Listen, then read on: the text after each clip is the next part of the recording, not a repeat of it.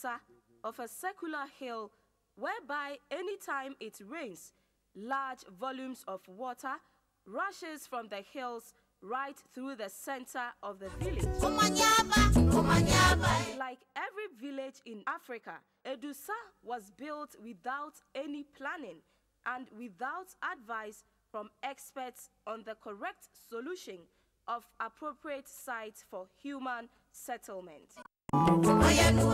The village was just sited at the brow of a circular hills where groundwater from the mountains ran through the center of the village, washing away the mud walls of the houses.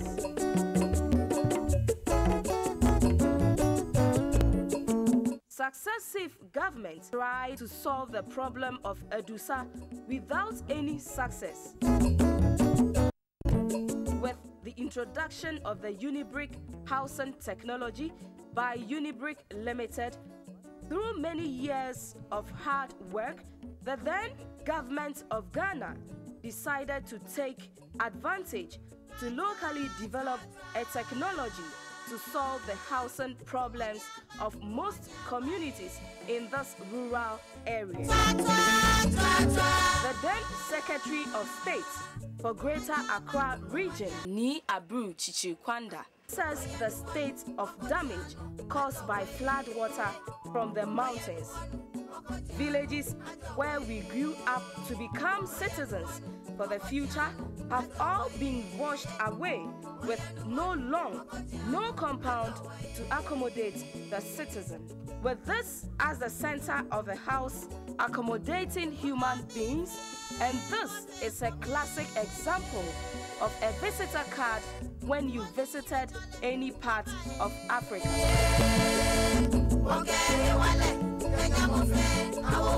Buildings standing on leftover mats.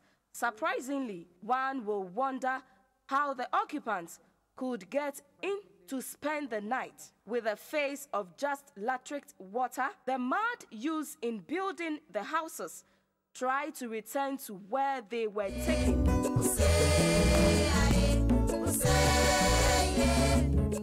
One time, a drainage in the compound of a house had become a tunnel, providing accommodation for all manner of reptiles, also becoming unwelcome tenants of the house.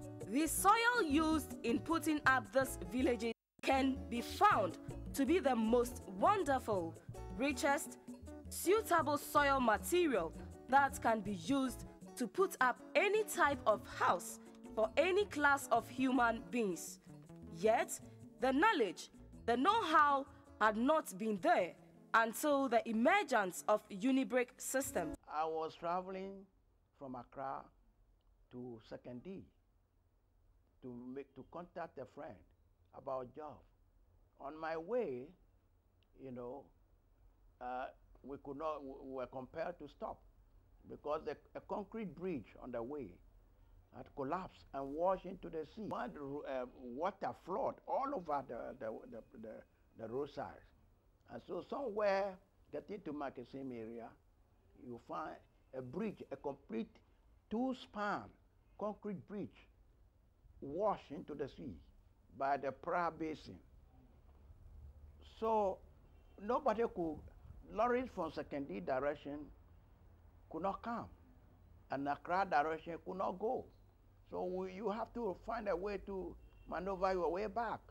And during the process of turning myself in my small Volkswagen, which I acquired later on, I sighted a giant anthill standing in the flood. So the thing flashed, and it caught my attention. I said, what is this? These ants were standing in the flood, and they never behave as if they were in a flood. And a concrete bridge, made of iron rods and all the engineering calculations should collapse and be washed away. So I remember the biblical admonition asking us to go to the ant, thou sluggard, and consider her ways and be wise.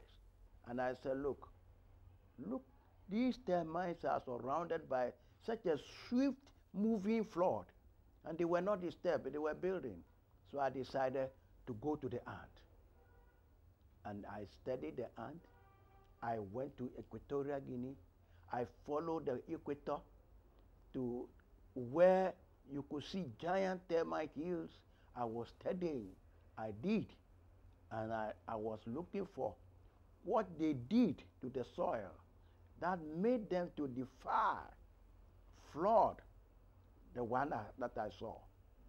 And through that, I have to walk, going from village to village in Central Africa. From Equatorial Guinea, I ended in Mombasa, in the Indian Ocean.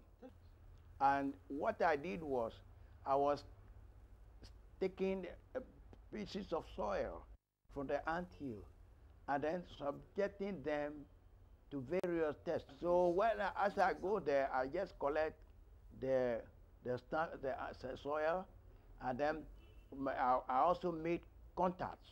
And people were also sending me soil from their countries, about, soil from the termite hill. The technology was such a wonderful resettlement program that which can go to any part of the rural area, provided there is access road.